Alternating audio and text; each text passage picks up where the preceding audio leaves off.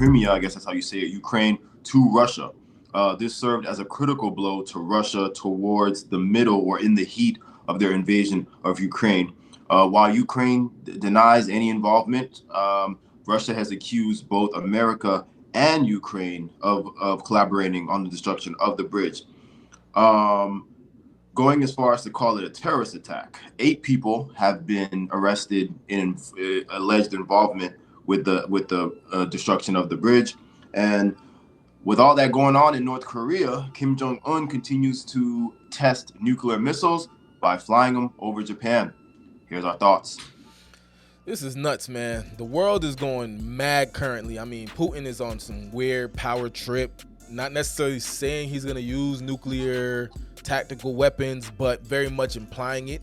Biden used the correct term when he said that even though he doesn't believe Putin will use tactical nuclear warfare, he thinks he's very much irresponsible for even implying it, because something like this could lead to Armageddon. You know what I mean?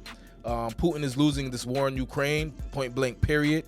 And now he's just acting out, blowing missiles all over Ukraine and things like that. The thing with that, though, is that the Russian military is not trained enough. They're even making videos complaining about the lack of training that they're getting to fight Ukraine. So all they have to resort to is using missiles to blow them apart, which it's just, you know what I'm saying, once again, irresponsible. You got North Korea tripping, shooting missiles over Japan. Nobody even knows why. China been thirsting over Taiwan, and Japan is setting up defense forces because they believe China wants smoke. So the world is going nuts right now, and you know, all we can do is just wait and watch and see. Yeah, man, this whole thing is crazy. I remember seeing an article, you know, just hearing about Japan and not Japan, excuse me, Ukraine, you know, doing possibly doing this attack, and them showing the videos all over the news, and then you're hearing people testing missiles left and right. Yeah, it's definitely looking kind of crazy. And then it was very interesting that somehow Elon Musk even got caught up in all of this, just because he was trying to, like, you know, convince for something like this not to happen, you know. And I mean, who wouldn't? And I know he's been facing a lot of criticism, you know, for other reasons, not to get too far off topic. But I mean, if there's one thing about him is, you know, he definitely tries to fight for some of the right things. So I'm glad someone who is kind of like in the face of the media, you know, for a lot of different reasons, I'm glad he said something that kind of aligns with how we're feeling, you know, because definitely we don't want to push this to a nuclear war, and this shit just gets crazy. It's just gonna go crazy. Yeah, man. Like I said, I think it's really unfortunate that all this stuff is going on.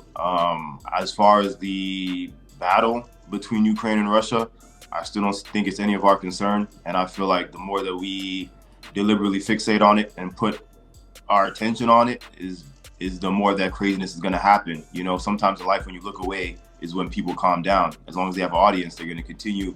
And both Vladimir Putin and whatever the Ukraine president nigga's name is, they both have a big audience right now, and they're taking advantage of that. The president of Ukraine, I seen him the other day wearing a very exclusive pair of New Balance sneakers with this streetwear company. Why is he concerned about stuff like this? Why is he using his money to go buy streetwear sneakers off StockX or Grailed or wherever he's getting them from? So again, I don't feel sorry at all for Ukraine. I don't feel sorry for that president. I hope Vladimir Putin takes control and does what he has to do. And I hope that this all ends, because as we said, even Japan now is about to suffer, or is in the middle of suffering, because craziness sparks more craziness. Kim Jong-un is looking at his homie, putting him over there on the other side, and now he's thinking about what he can do, you know, and this is why all this needs to end.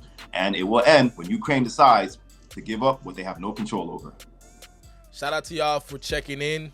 Make sure you guys hit that like, comment, and subscribe button. And make sure you guys get us on Instagram, popup_TV_, and keep tuning in.